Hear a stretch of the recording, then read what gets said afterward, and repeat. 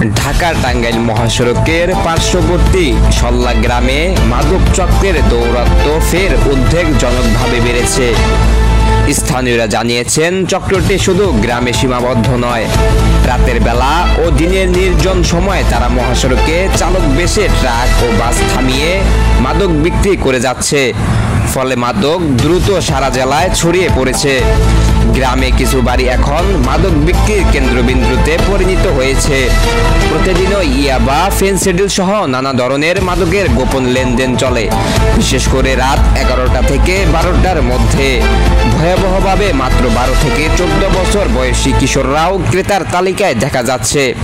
স্কুলগামী কিশোররাও গ্রামে ঘোরাফেরা করে যাচ্ছে, যা সামাজিক নিরাপত্তার জন্য বড় সংকেত।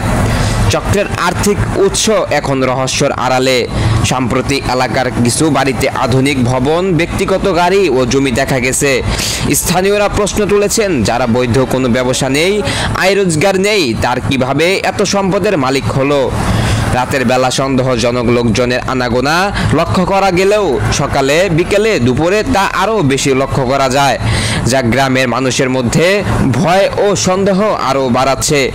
এলাকাবাসী জানিয়েছেন, এত বড় একটি সংঘবদ্ধ চক্র সক্রিয় থাকলেও এখন পর্যন্ত কোনো দৃশ্যমান ব্যবস্থা নেওয়া হয়নি। তারা বলেছেন, আইন শৃঙ্খলা বাহিনীর দ্রুত অভিযান ছাড়া সল্লা গ্রাম অচিরেই মাদকের ভয়াবহ আগ্রাসনে বিপর্যস্ত হয়ে পড়বে।